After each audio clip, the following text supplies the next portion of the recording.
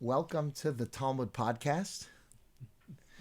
Today we're going to be speaking about one of the Agados in the Talmud and a general introduction. I think this will be valuable for anybody out there wondering, what are these Agados? The Agada is a section of the Talmud that deals with ethical, moral, and otherwise less than legal topics in the Talmud. There are stories, there are legends, there are things that are hard to take at face value. And I want to give you an example of one of them. And as we go through it, sort of give some of the rules and questions and make some sense out of what's otherwise a very esoteric, field of study. As an example, it says in the Torah, Moshe, his family takes him, puts him into a basket, and leaves him in the Nile for the crocodiles to eat. He's finished. His sister sits there watching, and it says, I'm going to read the verse. This is Exodus 2. This is Shemos chapter 2. Vatered bas paro lirchotz al hayor. The daughter of Pharaoh goes down to wash herself on the Nile. On the Nile. Al hayor. Her young women are walking with her. Na'aroseha. She sees this little basket in the reeds. So shvatishlach es amasa vatikacheha. She sent out her amma and grabbed the basket. She opens it up. There's a boy crying. She says, this is clearly a Hebrew child. And she adopts Moshe. This is the daughter of Pharaoh, Bas Pharaoh. So listen to this. Our sages tell us two things. First thing is, Al hayor, she was going down to wash herself on the Yaor, on the Nile. So it says she was washing herself, our sages say, megilule beis aviha. She was washing herself from the idol worship of her father's home. It was almost like a conversion. She was going to the mikveh. Isn't that interesting? So this is her moment of washing off the idolatry and buying into Jewish values. Why is she doing that? So where do you see that, first of all? So the Maharsha says that it doesn't say she was washing in the Nile. It says she was washing al hayor, about the Nile. The Nile was the god that they worshipped. And she was going into the Nile to wash herself, so which some commentaries say is explicitly disrespectful. You don't wash yourself in the Nile, right, if you worship the Nile. And so people didn't go in there to bathe. So her going in there to bathe was itself an act sort of rebellion. And this was her mikveh. Like, this was her going in and washing away. She had given... Okay. And at that moment, she adopts a Jewish baby. But, who goes on to be Moshe, save the Jewish people. But here's the part that the Agada tells us, right? The Gemara in Sota tells us something so perplexing as to almost be laughable. It's Sota, page 12. Gemara says that when it says she sent out her amma to get the child, that there's an opinion that says as follows. And Rashi quotes it in his commentary on the Torah. Es amasa, es yada. She sent out her amma means her arm, her amma, her arm. And her arm extended and extended in a freakish way because Moshe was just too far away from her. The baby was too far. So she reached out in a ridiculous way, because why would you reach for something that you can't? Like, you reach out to grab the moon? What are you, foolish? You can't reach it. So she reached out to grab it, and her arm began to extend like some bionic arm, right? And she was able to grab the baby and then pull it back in.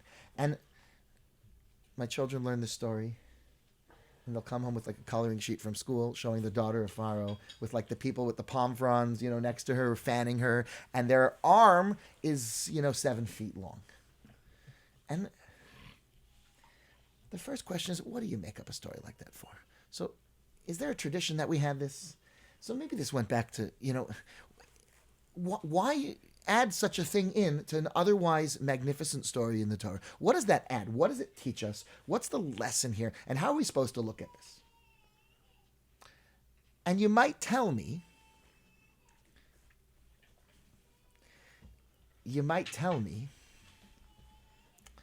well, this story is a metaphor.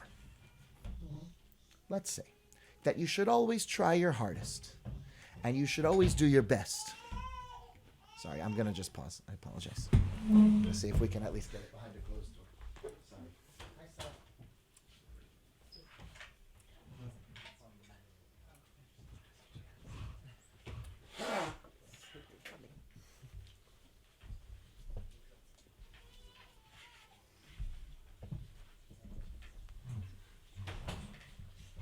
Okay, sorry about that. I don't even know what I was up to. Okay. Let's go back. So, again, we're saying her arm extended ridiculously long. And let's say we understand it to be a metaphor. So, and let's express it for a moment. What would the lesson be? Think about if you're the daughter of Hitler. And he's there to kill all the Jews, every one of them, right? Every last one. No Jew shall live. And you live in his house. And you decide to save a Jewish baby. Is that going to work? Think about it for a second. Is that your mission here? There's a lot of ways you can help by being in the palace, right? You can do a lot to try to help the plight of the Jewish people. Is it going to work for you to adopt and save a Jewish baby? And you know what? The answer is maybe not. Like, really, maybe not. It really might not work. In fact, this probably happens all the time to you and me. This probably happens all the time. What do I mean? I'll hear something. There's 3 Jewish children who are in an abusive home, and we're looking for foster parents for them who are religious. And otherwise, they're going to be sent out into the system, never hear about Shabbat and kosher again. They won't be able to have access to the beautiful Jewish traditions. What do I say? I say, look, I have a family. I have a wife and children. I don't have really much space in my house. I would love to do that mitzvah, but I don't think this is the right time for me. I don't think I'm the person to do this. There's other people who may really be able to do this, but not me. You understand? How often does that come up? Where there's something that needs to be done, it's just not for me. So the daughter of Pharaoh says otherwise. She says, as impossible as this seems naturally, I will extend my arm as far as I possibly can. And God will do the rest. He'll continue to extend my arm for me. I mean, it's not exactly apples to apples, though. I mean, you would be worried about them having a bad influence on your kids, potentially, versus this woman could probably do a lot more than just save Moshe if she didn't, like, she's risking a small thing versus she could have probably gone out into I'm not field. understanding which way you're asking. She could have gone out into the field, like, I mean... The details that I'm expressing is that either, right? Now, it's when there's something that seems too hard for you, seems too insurmountable, right? There is a level of we're still going to try everything we can, right? I hear, but there's also, like, a level of foolishness, maybe? In her behavior. Yeah. She should not have saved Moshe. Of course she should have, but I'm saying, like, maybe, like, she could have done What could she have done better than saving Moshe? Well, what would be better for human history than saving of course Moshe? saving Moshe because he was huge, but I'm saying, like, she could have gone out and saved many people if she had gone into the field that were being beaten, you know, like, gotten them out of Egypt, I don't know. And you know that she didn't somehow. I don't know. Okay, so I'm not sure how to address that. I just don't fully understand the question. But I did say before, and you weren't here, so there's no way for you to know this. We're going to try our best, since we're podcasting, we're going to really try to be pretty strong on holding the questions to the end.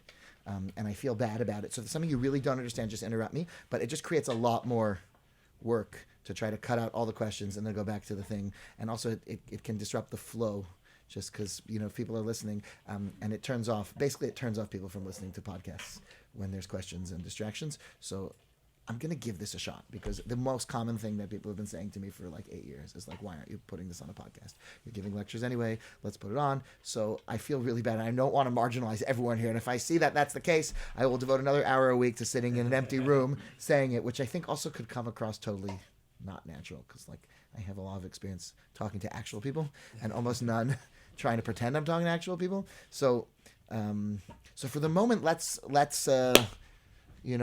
move ahead. And I'll try to see if I can even, as we're going along, understand the question enough to respond, or else we'll schmooze bed after, because that's always fun. Okay, so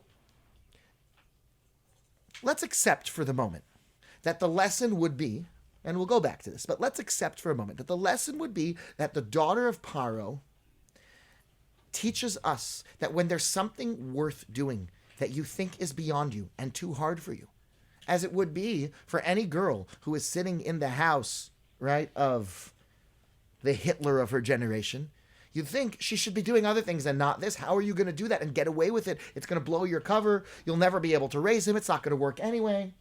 And yet she went to do it by extending her arm as far as she could. That itself shows us everything we need to know from her arm extending. And maybe it was a metaphor. Maybe her physical arm did not extend. You see, there's another opinion in the Talmud, and that is that the word amasa means her maidservant. She sent out her maidservant. So maybe in the real life, in the physical world, she sent out her maidservant. But in the metaphorical way of describing this, she extended her metaphorical arm as far as she could, and God did the rest. Let's accept that for a moment. Still, I have some very powerful questions about this. Why on earth would someone write a book like that? What are you telling me that an arm extended when it didn't extend? Just say she tried her hardest and you see it worked out. And say the lesson to all of us is to always try your best. You understand the question? It's a very important question. So I have here some notes that I took. There was a 2007 New York Times bestseller called Made to Stick. Made to Stick was written by Dan and Chip Heath. And they decided, some ideas are more easily remembered by people and others are not. And there's got to be science behind that. If we want to be good teachers, if we want to be good educators in the world in general, if we want to be good bosses, giving over information to our employees or our clients, or, being a communicator that's effective is tremendous. And why do some things stick and some things not stick? And so they did extensive research on this. And they illustrate this. They tell of a friend of theirs in the book. They tell of a friend of theirs who's a frequent business traveler. His name is Dave. And Dave had an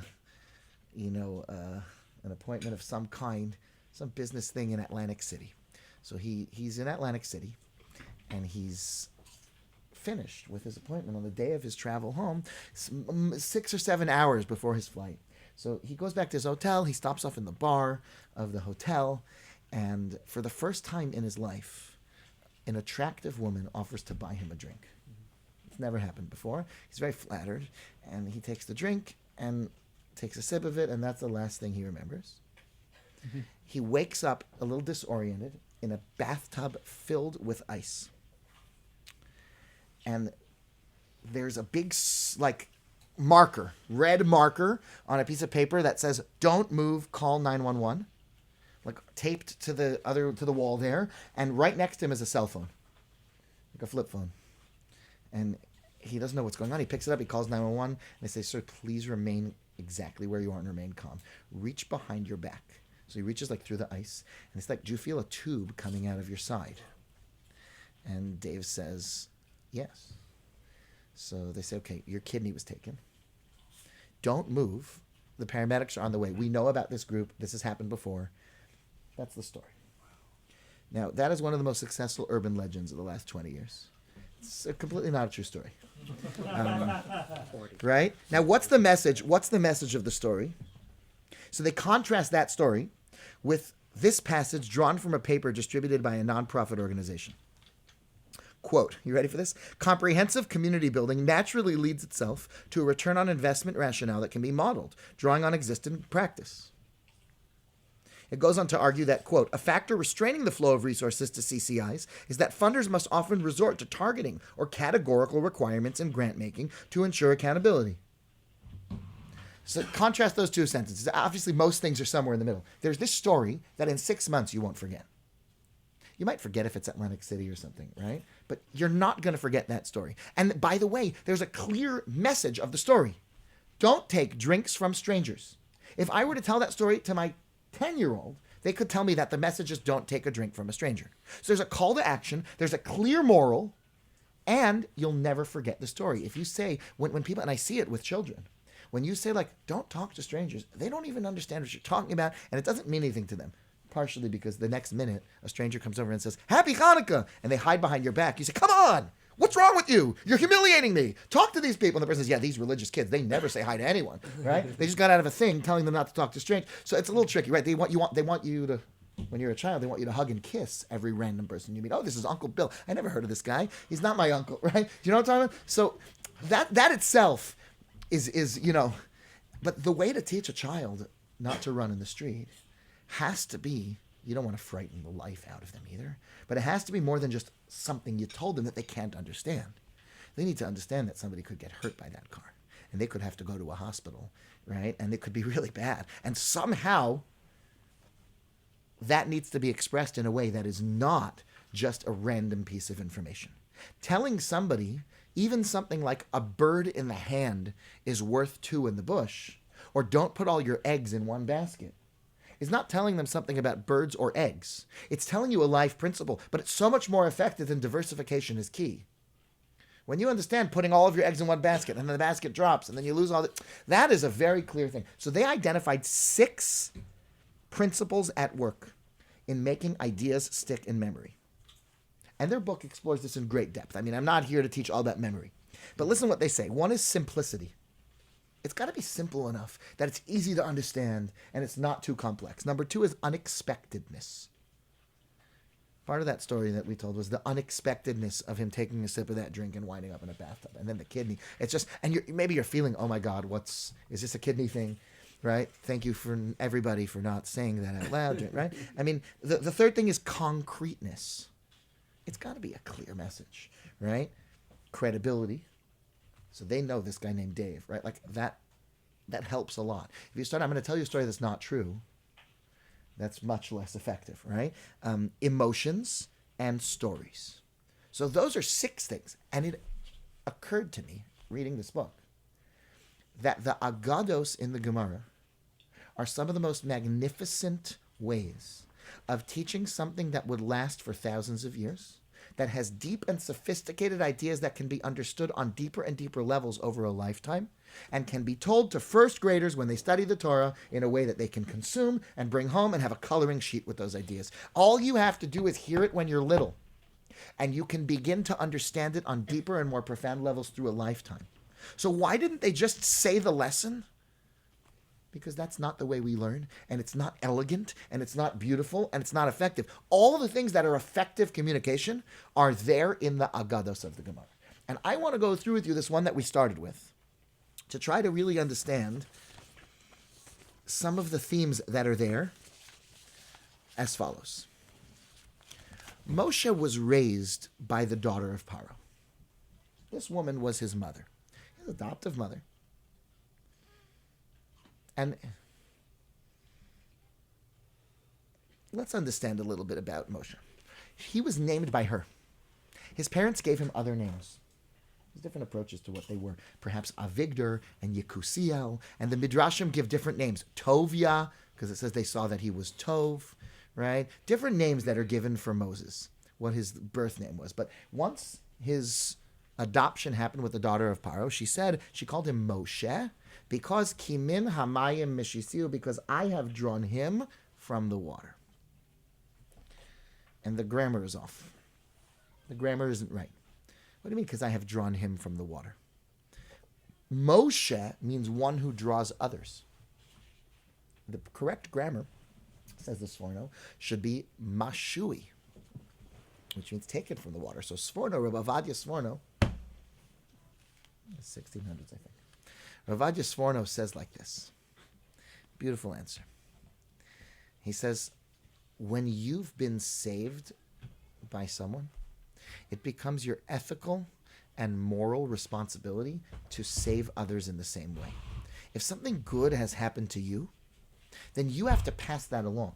So his name Moshe was because he was saved from the water, but the name means savior of others from the water. He's going to be the one to save other people, which in a certain way was his crowning moment, which we'll find out later. Bokea Yam Lifnei Moshe. God splits the sea before Moses. The Jewish people ought to have drowned in the Red Sea if not for Moshe. Moshe's leadership and bringing them to the situation where the Red Sea would split for them was a crowning moment in his life that we'll talk about soon. Is that clear? So the name Moshe means one who saves others. Incidentally, And this is a very important thing not to pass over.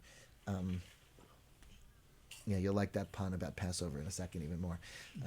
At the Seder, the first thing we do in Magid, so once we've made the introductory blessings, and the first thing we do in telling over the story is we explain what the matzah is.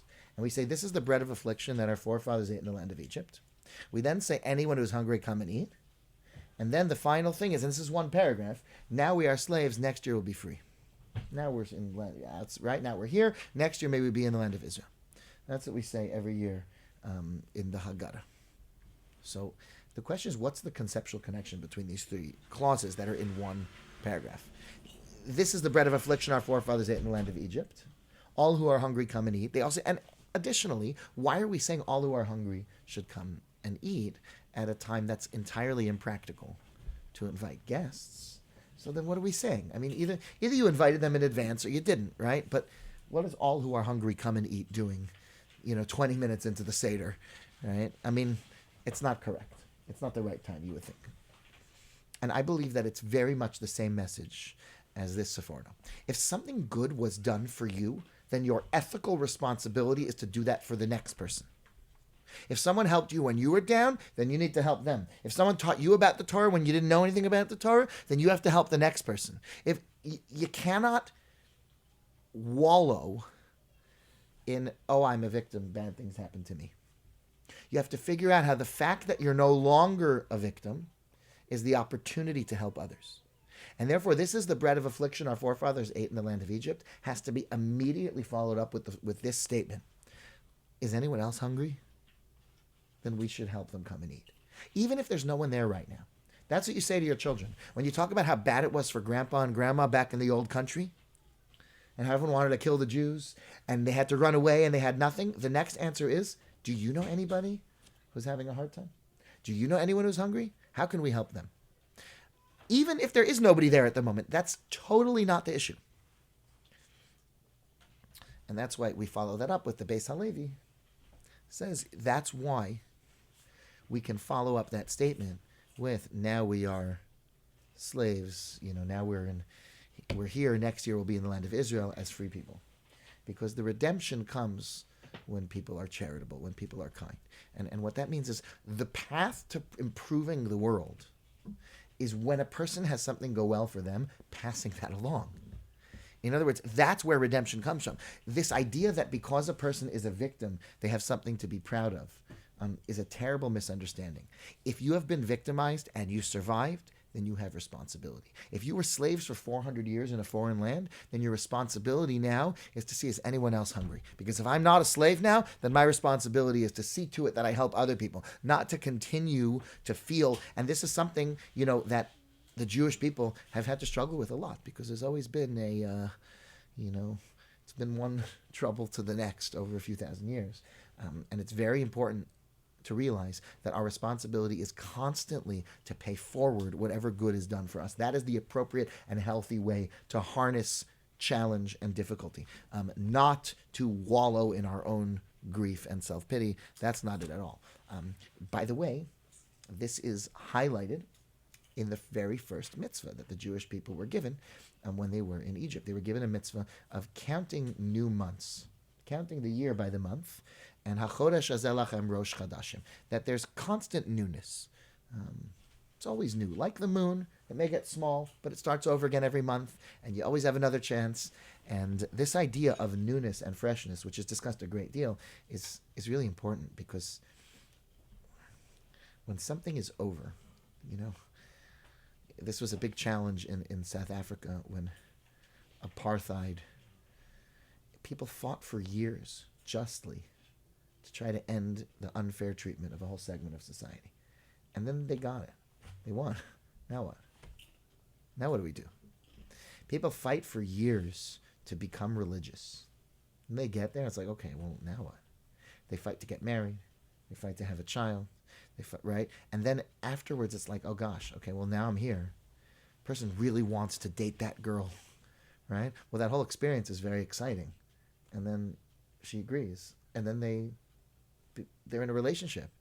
And then it's like, okay, well, my whole life was about getting this girl. Now I'm here. Now what? This is a big challenge in life. This is no simple thing. And the answer is there's no beginnings.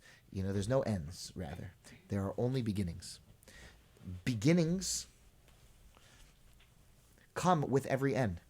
You don't leave slaves, right? You don't leave your slavery behind as the end of slavery. It's the beginning of freedom. The end of being single is the beginning of being married. The end of anything is the beginning of the next thing. This first mitzvah being one of newness and freshness. Imagine, these people are slaves for all those years. Now you're free. What happens to people when you do that? They're directionless. Everything they were living for was, I want to be free. Well, you're free now. Now what?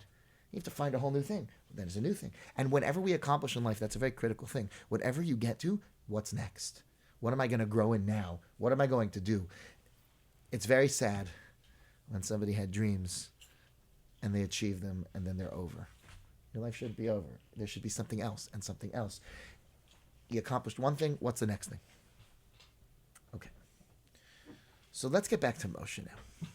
Moshe is a guy who comes from the daughter of Pharaoh and her world.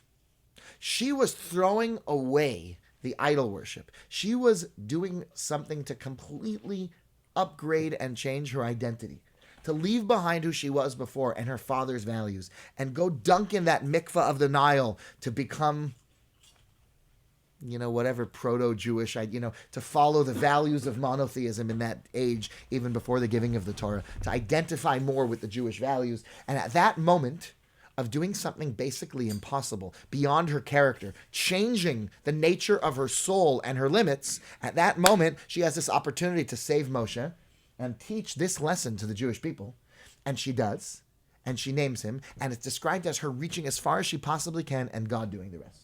And her hand extended and extended, which is certainly, in my opinion, a metaphor. In my opinion, it's certainly a metaphor. I don't think her hand physically extended. But I want to highlight very strongly, I do not say that because I have any theological problem with God extending someone's arm. God is infinite and he can do anything. And if he wants to extend somebody's arm 3 million feet, he could do it. It's not hard for him, right? That's not the issue. The only issue is I don't think that that's what Agada is coming to say. And I will share with you other sources and explicit texts that learn the Agados the way that I'm describing. I'm not inventing this approach or creating this from whole cloth, but I'm just letting you know I don't have an ideological problem. It's very important. With somebody's hand getting extended, that is no problem. My only motivation to not study that text of the Talmud this way is because I just don't believe that that's what it's trying to say. Okay, so listen to this. When this Red Sea split, it says in the Mechilta the following. It says, Vayibaku hamayim. The text says that the water split, and it says, Kol mayim sheba'olam. Every water in the world split. So, and then it goes on to say, even shebeboros, water in people's wells, v'shebeshichin, and in people's cisterns, ushebema'aros, and in caves, ushebekad, in somebody's jug, v'shebekos, in someone's cup. The person was drinking a cup of something, and it split down the middle of the cup. V'shebechavis, or in somebody's wine barrel.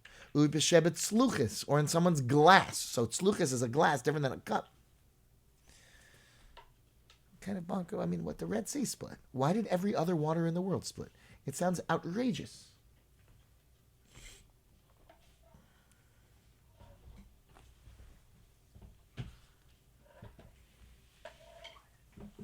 I want to read to you the text from the Shmos Rabbah. Midrash, basically contemporary with Gemara, similar, also filled with Agada. So it says here the following. It's a very similar text to the Mechilta, but there's a little difference. Vayibaku hamayim, melamed shekol hamayim shahaya bechol hamayanos ubeboros ubekol makom nivkau. All the waters split. And then it goes on to say the following. No matter where they were, in everyone's home, in everyone's thing. And when the waters went back, this Midrash adds, all the other waters went back. All these miracles happened through Moshe. Shenemar, as it says, Vayet Moshe es yado alamayim. Moses, extended his hand on the water. You hear that? So it's the same image now. He's stretching his hand out over the water. Therefore, Lefikach HaKadosh Baruch Hu Mishabcho, and for that reason God praises him. Shenamar, it says in Isaiah 63, Vayizkor Yemei Olam Moshe, and it also says, Molich Liyamin Moshe Zroa Tifarto. And that second pasuk Yud Beis there, is as follows. It means that Hashem moves to the right of the hand of Moshe, his forearm, his glorious forearm, Bokei Amayim, splitting water before them, Lasos Lo Shem Olam, to give him a name that's eternal. Yeah, Molich Liyamin Moshe, Zroa Tifarto, Bokei Amayim Mipneim Lasos Lo Shem Olam. That's the text, Isaiah 63. And Rashi explains it means Hashem, God, Molich Liyamin Moshe, is moving at Moshe's right hand. So God is standing right near Moses' right hand with his powerful right hand, God's powerful metaphorical right hand. B'chol eis shehaya tzarich le'ezra, so that at any time Moshe needed God's assistance, Shalakadosh Baruch Hu, hayazro'o muchal yamino, God's powerful outstretched arm was at Moshe's right at all times. Imagine walking down the street and knowing that God's right hand is next to you. Anything you need, God's hand is right there. Yeah? That was the experience of Moshe. So him extending his hand was really extending God's hand. Okay. What on earth does it mean that all the waters in the world split? Says the Imrei Emes. The Imrei Emes was the son of the Sfas Emes, so he was the third Rebbe of Ger, and he lived, into the 1900s. So the Imrei Emes into the mid-1900s. So the Imrei Emes is a brilliant, wise scholar, very sophisticated, very creative, a tremendous leader, really a great personality in the last 100 years. So the Imrei Emes says as follows. He says that the splitting of the sea represented something further than just the exodus from Egypt. It represented reaching higher spiritual heights than would normally be possible. The ability to do teshuvah. He says when they left Egypt, they still had idolatrous feelings and tendencies within themselves. They left it behind, but it's hard to leave behind all of your emotional connection and baggage. And therefore, and he quotes that in Psalm 80, it describes Hashem taking the Jews, God taking the Jewish people out of Egypt as if God was taking a vine that he was planting. And it says that Gefen mimitzrayim tasia tigaresh goyim v'sita. Hashem took this grapevine out of Egypt, and then vatashre sharasheha, and then he pulled out its roots. So he understands that to mean he pulled the roots out, that even after taking the Jews out of Egypt, there was still a necessity to kind of pull them further out. That expression is used for avodah zarah, l'sharesh achareha, to uproot the roots of idolatry. Just getting rid of the building, metaphorical building, that's sitting there isn't enough. You have to l'sharesh, you have to dig and get out the roots. Otherwise, it keeps popping back up. Those feelings and ideals need to really be addressed directly. Okay. So far, so good. Moshe gets the Jewish people to the Red Sea, but they're not quite perfect, and there's spiritual levels that they're achieving here. But there's a big block, because the water is really high, and there's no way to get in there. How are you going to get away? They're totally stuck between a rock and a hard place. The Egyptians are closing in on them, and our sages tell us in the Gemara that Nachshon, the son of Aminadav, led the charge and walked all the way into the water until it was up to his nose. And only then did the water split. But we know the water split through Moshe. Bokei hayam lifnei Moshe. Kol hanisim halalu nasan al yidei Moshe. We know all the miracles happened through Moshe. So Moshe led them to the point where one of their leaders took the initiative to step all the way up to his nose, where you couldn't live or breathe anymore, and say, if I've done everything I can, God will do the rest. And that's when God split the water. You see, you've got to do everything you can to face the obstacles facing you. And I'll tell you how the Imrei Emes understands this, and I'm adding a little bit of my own flavor to it as well, but it's not unfaithful to what he says. When a person in life really wants to be good and do the right thing, but there's a lot of obstacles, if you do everything you can, God will split the waters. Every water in the world split in that moment because a radical change happened. Moshe brought the Jewish people and humanity to a new understanding. When that Yam Suf split, that was not a one-time thing that the Red Sea split. Rather, that was something that changed how people would interact with their world. From now on, if you go that far, God will be there to do the rest for you. And so every Yam Suf in the world split. It does not mean, says the Imre Yemes, it doesn't mean that every guy in a bathtub literally had his bathtub split. It means no matter where you were in your life, yesterday or tomorrow, or in any place in the world or any time in history, when you hit your Red Sea, if you react the way Moshe taught us to react, where you do everything you can and you leave the rest up to God, then he will do the rest. And he will split it for you. And that's what it means, every water in the world split. Not at all is it telling you that a guy sitting in a bathtub was suddenly really warm on the sides and really cold in the middle, right? Inexplicably. That's not what it's saying at all, even though it seems to say that. And a person drinking a drink, it means even if it's your drink, and there would be, it's something that I'd like to explore at some point, what each one of those must represent. There must be a representation for the cup and the cistern and the cave. Each one of them must represent some other sort of human experience and interaction in which you push your hardest and then God does the rest. And that whole lesson started from the daughter of Pharaoh. That whole experience began long ago when Moshe, as a young boy, was raised by someone who taught him this: nothing is impossible. Because there's a God who will be right by you at your right hand. And he will be there to help you. And so Moshe comes and teaches this to the Jewish people.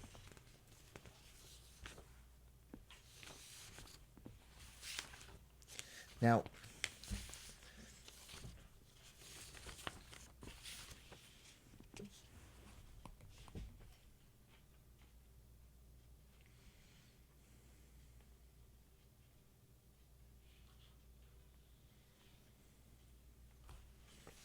okay.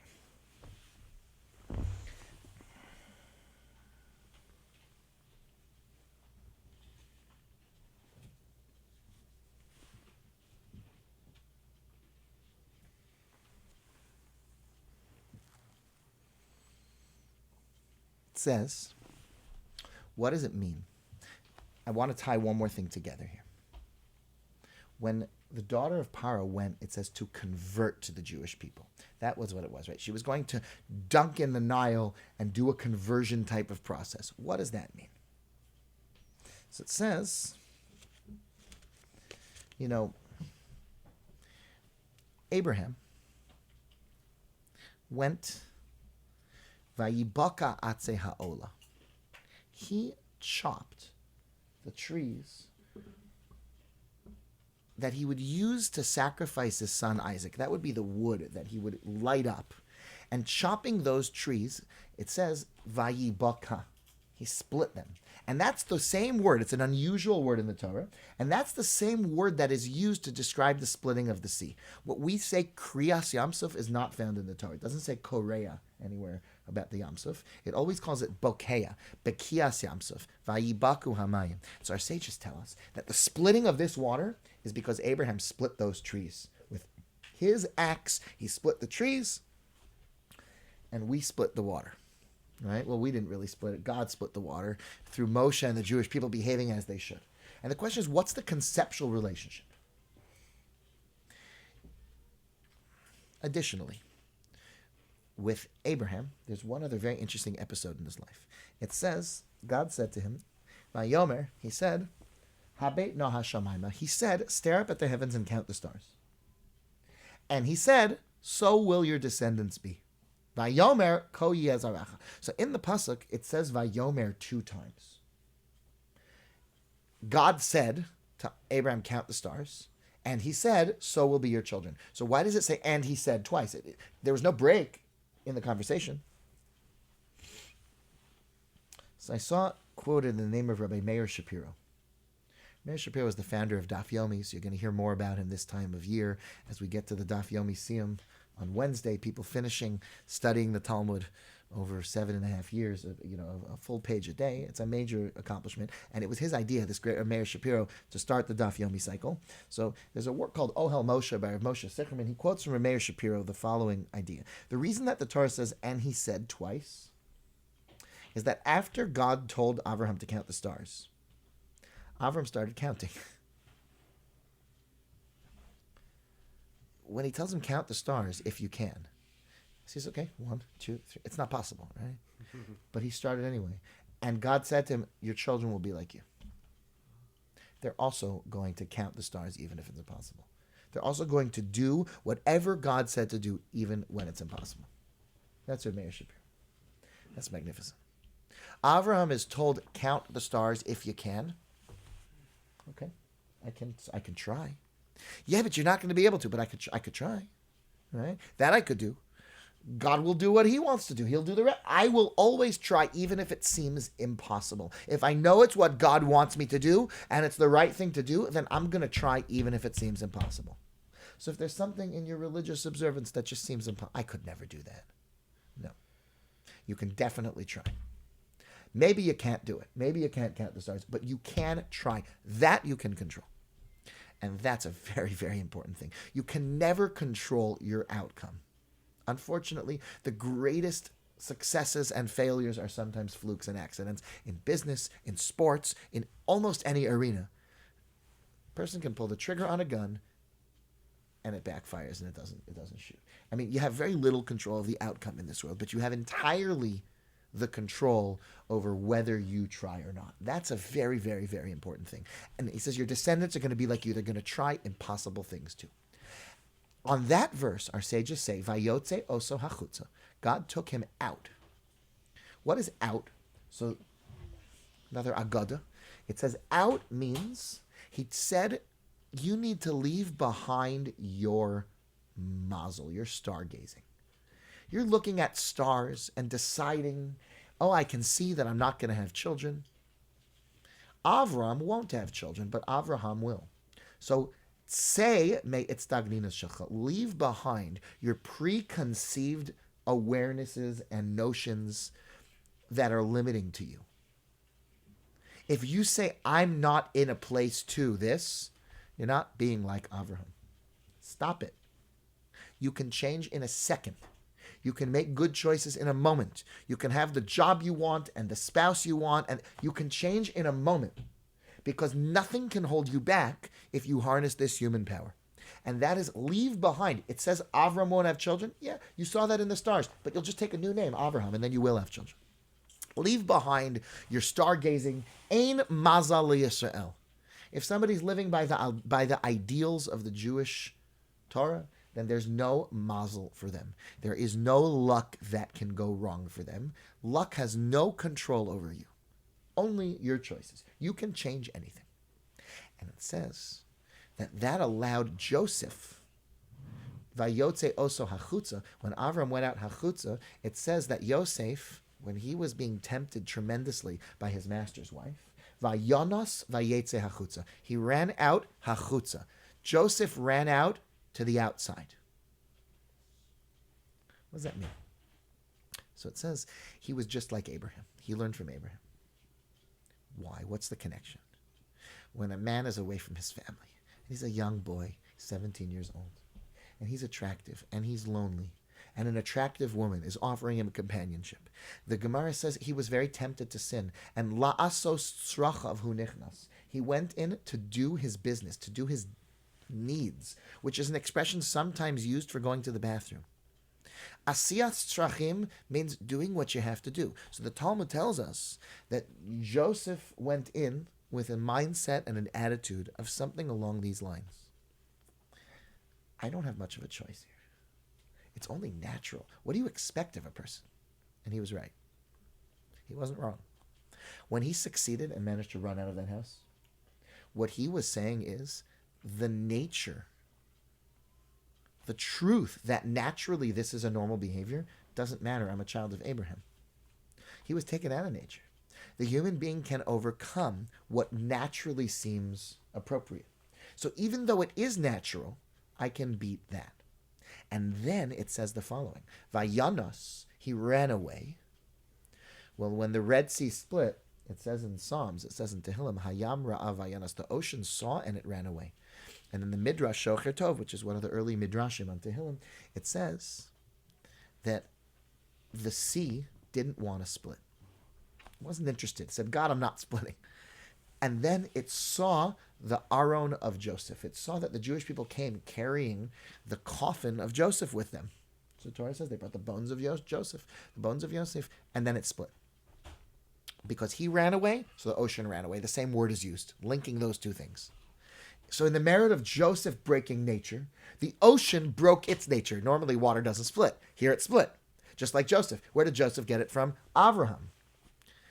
So Vayibaka Atze Ha'ola, Abraham chopping those trees for the Korban Ola, was actually something really clear. He was saying, even though naturally I love my son, and naturally I'd never want to do this, I can try. I can do everything I can.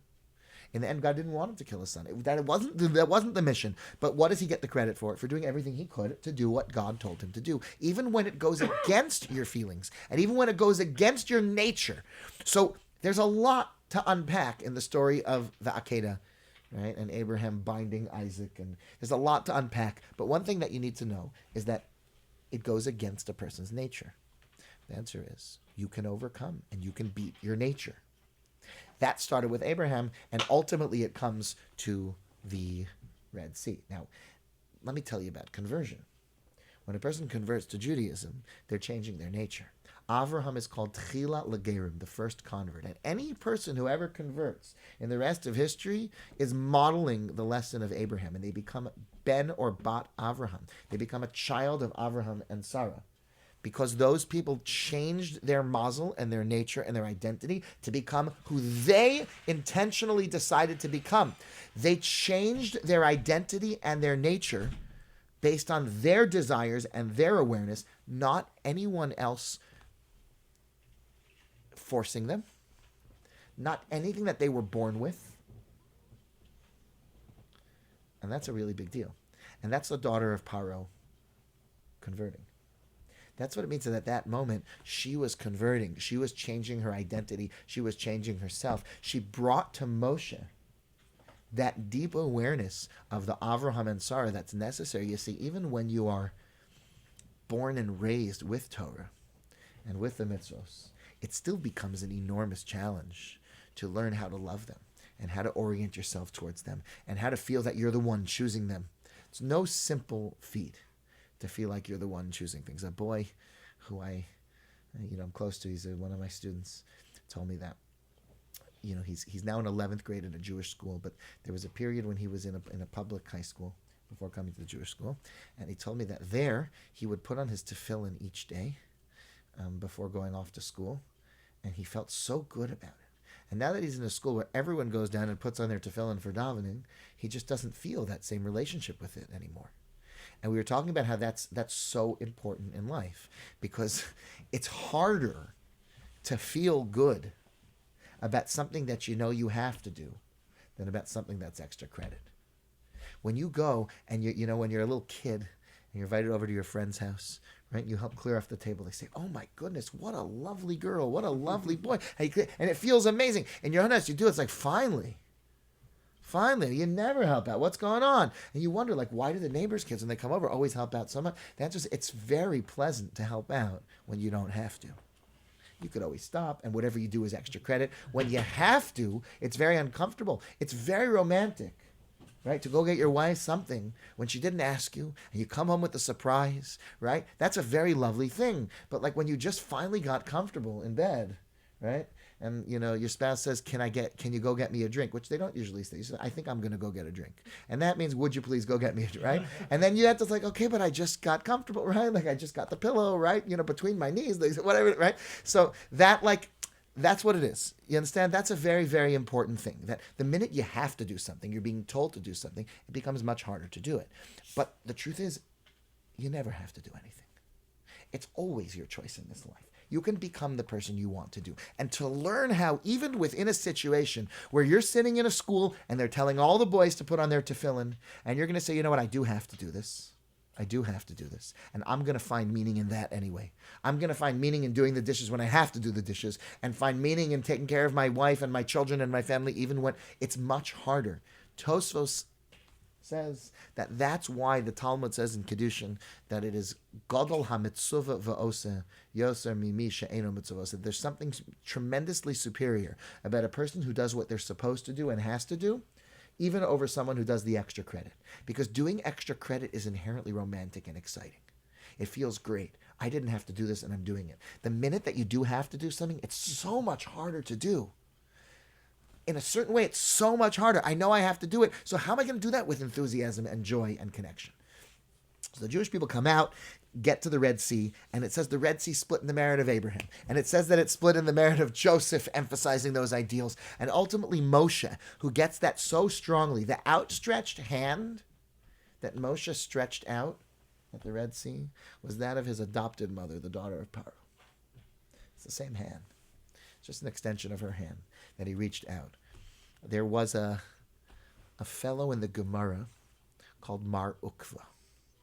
And Mar Ukva was a Baal Tshuva. He was somebody who had been a very, very low person at one point in his life. But he had a glow about him when he did tshuva. And it says about him that they sent him a letter, L'deziv le kebar bisya. They talked about him as the person who had a glow like the glow of Moshe, who was the son of Bisya. The daughter of Paro, her name was Bitya, or Bisya. Yeah, Bithia in the Ten Commandments movie with Charlton Heston. Bithia, yeah, Bisya, that's the name. People say Basya, it's incorrect. Or yeah, that's absolutely incorrect. Even though that is a beautiful Jewish name. That's not, the daughter of Paro is identified as Bisya in Divrei Hayamim in the Book of Chronicles. According to our tradition, that was her name. So this daughter of Paro, so she's used as, it says, Moshe is called the son of Bisya. This is a Gemara in Sanhedrin. L'deziv le kedebar Bisya, when describing Mar Ukva. And the story was that he was a Baal Tshuva, and he was someone that people said, who is he? Like who? But he had a glow about him that wise and good people could see that was like Moshe. Now what's so interesting is Moshe had this glow from the minute he came out of his mother's womb. The house filled with light, it says. They could see that he was good. Our sages say the home filled with... Moshe's glow was something that he was born with tremendously superior spiritual capacity. And he accomplished great things with that. Other people are born with different missions. Whatever your mission is, you have to maximize it. Moshe had very special opportunity. You and I were born into a time where there's no prophecy anymore. So we're not going to have the same prophetic level of Moshe. Also, it's axiomatic that no human being will ever reach the level of prophecy of Moshe. And that became a very important axiom during the times of Christian revelation, describing that actually a lot of the Moses stuff was replaced because a greater prophet came. We've been told very clearly that there will be no greater prophet than Moshe. And that's a tremendous basic belief of our nation. So this is tricky. How do you say that this guy who lived later, who was a good man, who was a righteous man, who was one of the rabbis of the Talmud, who had been wicked and done nefarious things when he was younger, and now became righteous and observant, how could he develop the same glow as Moshe, right? That's a very perplexing thing, that he could have the same one. It doesn't seem right. And it seems that this is all along the message. When Moshe split the sea, that teaching of Moshe of splitting the sea, what he did is he passed this along, like the Imrei Emes teaches us. He passed along this outstretched arm to say, if you try something, you can recreate yourself. You can do it. Just like his adoptive mother converting herself. And this is something Moshe learned from there. You see, from his family, he was the son of a very righteous person. One of the greatest people who never sinned was his father, Amram. And he goes back generation after generation, someone righteous after righteous. But the truth is, at any moment in a person's life, you can break through and you can accomplish enormous things, even if you're the daughter of Pharaoh. No matter where and who you come from, no matter where you are right now, if you would reach your arm as far as you can, you will discover that it will continue going much further than you realized you could reach. Because why? And this is the conclusion. As the Midrash we read said, because God was at Moshe's right hand all the time. So when things seem difficult, I mean, God is right there. He's available. He's with you. Whatever he wants to happen is going to happen in the end. When people feel worry and despair and discomfort, it's very worthwhile. And people are sometimes feeling that now, where there's attacks on Jews and things aren't necessarily feeling as smooth as maybe they did 10 years ago or 20 years ago, here in the United States. But you cannot forget that God is at your right. He's there and he's with you. And at any moment, if you do what you're supposed to be doing and you reach out as far as you can, God promises he's going to help you and he's going to assist you. It wasn't just the Red Sea that split. It's every personal bathtub and cup that you're going to face in your life. If you do what you're supposed to do and you do everything you can, the only thing you cannot do is give up. You have to go all the way into the water, all the way up to your nose. You have to let it come up so that it's ready to drown you. And then God will split that water, just like he split all the other ones. This is an example, but one example of the daughter of Pharaoh and her extending arm, perhaps how we can see a sophistication and brilliance and clear message with a call to action, with a total positive Jewish worldview that fits into so many other things. And I hope we will have opportunities to continue to explore, more of these magnificent Agados with clarity and understanding and simplicity and all the 6 things that you'll find that Chip and Dan Heath encourage us to do when imparting information. So thank you guys so much for putting up with the recording. So I realized what you were asking, Judy. It was what you said right after. Maybe, right? How do you... It seems a bit foolish to bring it into your house. She could have gone out and done outreach with the slaves or figured out ways to help them escape. She was putting her life at risk, but she was also kind of, putting Moshe's life at risk by bringing him into the... Yeah, so what do you say? So that's right. So that's your question.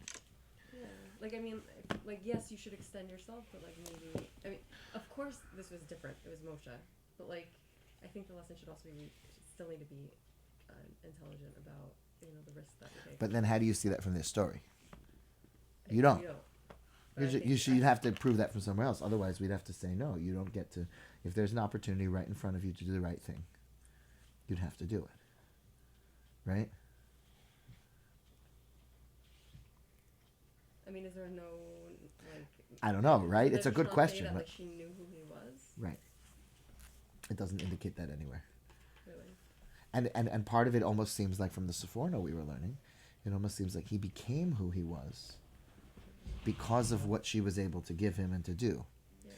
And if at that moment was her busting out moment of saying, I'm not bound by nature, right? So then, I suspect we all have moments like that in our life. I wouldn't just say to throw caution to the wind and do every crazy thing in the world that has no chance of working out, right? It has to be that this is something you could do if God would just, you know what I mean? But I think a lot of people have that. People running into things in whatever area, they know they should be doing that. Whether, you know what I'm saying? Whether someone's trying to get married or someone's trying to get a job or they know they should be extending themselves as far as they can, but they also have to know it really can't be done without, if God's not on your side, you're hosed.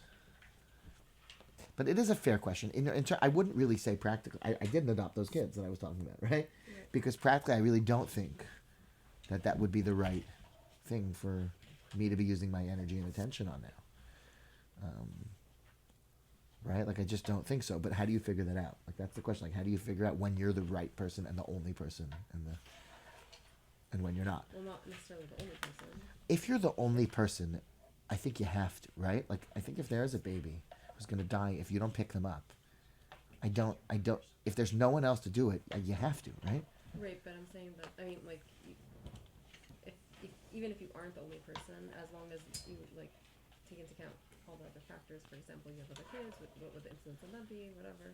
Let's say that wasn't an issue, then yes, there might be other families to do it, but the lesson is still no, you go do it if you have the opportunity, not only if you're the only person. Right, unless it conflicts with other tremendous opportunities, and then you have to figure out, if you have 4 people to save, who do you save? If you have... Exactly, right. So I don't think that practically this should be used as the only source to tell you when to invest yourself in a project or not. Right? That requires more broad studying. But I do think that it's almost all of us probably, almost everyone I know sells themselves a little bit short in terms of what they can really accomplish. Do you know what I mean? Like, we could probably, I could know a lot more Torah. I could probably get by on a lot less sleep. You know what I mean? Like, I could do so many more things. I know that. And why don't I? Because I'm not, because of this, I got to break through that. Yes, I could do more. I could accomplish, you know what I mean? I think we sell our students short in schools. I think they could be accomplishing more and doing more. And so we satisfied with mediocrity. And she's like, no, I'm going to stretch my hand as far as I can possibly stretch it. And you'll be surprised at how God will really let that hand extend more. And I think it's true in business. You see it with very driven people. They generally accomplish more stuff. Right? And more practical, they generally accomplish a little bit less, right? So, what do you say? How bad was it to be recording during the thing? Was it obnoxious? Not so bad, right? Okay, we'll see where this goes. I mean, I have a good buddy named Rabbi Yaakov Wolbe. Do you recognize this name? He has I was just waiting for you to go subscribe here. Yeah, right. So it's gonna really be an audio podcast, but I also kind of figured maybe we should get video at the same time. I'm not sure. I'm not certain that we will. I mean, I love Bruno, so that's good. But I'm not sure if we will definitely continue with the video. But the audio, I just figured I'm anyway giving the shir. If I can just, then I don't even, a little bit structured a little more so that. So first, I Rabbi Wolbe. You ever looked at the difference between SoundCloud listens versus the views? On Facebook Live and stuff. Like Facebook, YouTube, or whatever. You seen that? I don't know. I mean, the SoundCloud doesn't get so much traffic because I don't advertise it. I don't push it. So people don't necessarily know about it. But this will get hundreds of views, but most people are under a minute. It's hard to know exactly how long they're clicking in. I think people who want to listen to the whole thing will probably listen to it audio rather than Right. want to watch. So with podcasts, it's such a huge market. And my friend Rabbi Wolbe has some of the top Jewish podcasts. He's number 1 and number 3. And, Jewish history podcast that he has is enormous, 20,000, downloads a month or whatever. It's just huge what he has. And he gets a huge amount of traffic. And he's like, there's nothing in this space. There's nothing. That's what he keeps telling me. He says, there isn't a good Talmud pod. There isn't any. So I said to him, I want to do just right now, a 6 or 8 part series, picking some really interesting Agados, showing different kinds and doing that. He's like, look, you'll call it the Talmud podcast. And you'll do on Agados and the Talmud in the beginning. He says, but people are constantly searching for Talmud podcast. And you could try to come up with a more creative name, but they won't find you then. He's like, they're just looking for one and there's thousands of searches for it a week. And he says, if you just make this stuff available to people, a lot of people will listen. And you might discover from there that people want some other thing, so then a second podcast or whatever. It's I'm not really looking to spend a lot of time. He spends several hours a week on it, but, I mean, it's a huge thing for him. He has, people who've converted to Judaism and people that are, huge. He gets long ways. He said that people normally have this idea that, the real way to do outreach is relationships. That's what I always believe. So he says what people don't understand is that nowadays, right, when you listen to somebody 3-4 times a week, you develop a real relationship with them. And he says that people write him letters and he gets to know people and people call him for advice. And he develops really meaningful relationships. It's a new way that people are consuming things. And more than anything else, it's podcasts. And he's he's been bugging me for 3-4 years about it. And it seems like so much work to me. But now I decided, you know what? We'll start a few, and we'll see if it's worth our attention. Rabbi, so you said that Abraham, it didn't, it went against his nature, and he's like, let me try. So, would you say that it is, there's a point or praiseworthy or whatever to try even if you don't have the intention to get to that finish end, to the finish line? If you say I'll try, I don't want necessarily to kill my son, and Right. I might not, and I'm probably not going to do it. But think so. let me just go to the top of the mountain and see what happens. Yeah, I think so. It's hard to say. If a person's being cynical, it's different, right? But if a person, my experience is that one of the greatest things you can do is say maybe. To say maybe, not no. So as an example, I'll say to a guy, I know a lovely girl. I'd like to set you up with. What's her name? Oh, I know who she is. No, I'm not dating. So it's like, okay, let me ask you a question. Would you be willing to take 24 hours before you say no? To honestly try to think about it for 24 hours. And then you'll tell me no. And when people are willing to do that, I find that a very high percentage of them change their mind. The fact that something's possible changes your whole orientation towards it. Another example, Roger Bannister runs a 4-minute mile, and suddenly like a ton of people do it, like within a year. It was believed to be impossible, so no one could do it. The minute the guy did it, everyone else could do it. And the home run record, so McGuire and Sosa and Bonds, and within a couple of years, everyone did. That's a very important. What? That was steroids, whereas they actually did think of People were taking steroids for 15 years before that also. Right? With Bannister, they thought like actual scientists came forward. No, I understand. I don't think yeah. that people thought it was And said impossible to impossible. hit 62 home runs. Right, but but it they was thought like it was- scientists thought it was once possible one to person run was the doing 4-minute it, mile. right, they thought it was impossible. And what's just so amazing is that, like, if something's possible already, if a person would be able to say, like, it's possible, maybe I would do that mitzvah. Maybe. I don't know. It seems really hard for me. I can't imagine myself. But, like, maybe. If a person believes I could never keep Shabbos, that's a lot different than, I don't know, maybe I could. Maybe I could, probably not, but I'll consider it. I'll think about it. I'll imagine it. And then suddenly it's at least a possibility. And when it's at least a possibility, then I'm going to reject. But it's at least a possibility. That already is a big change. So a person says, you know what? I'll think about it. Like, so that's maybe an example of trying part of the way. You know what I mean? Like, I don't know. It's a hard one. But I think that's definitely, I'll do this for now. I'll do that for now. And then we'll see. Already once a person says that, they're in a whole different space. And then we'll see. Like, one of the worst things is a person who cuts, because if you've grown at all in your life, then where you are now is something that you would not have imagined at some point in the past. There was a time that you would say, there's no way that I'll ever be that. Right? That's what a growing person, there's no way that I'll ever be at that level of Torah, tefillah, observance, modesty, whatever the thing is, you know? So you always have to be open to the fact that there's probably another level that right now you're saying, no way, no way, no way. And that might be your biggest obstacle from that. That's important, right? I probably should have said that in this share, because that's the Avraham breaking all the boundaries thing, right? Like, you're welcome to come on out, Sarah. No, we're done.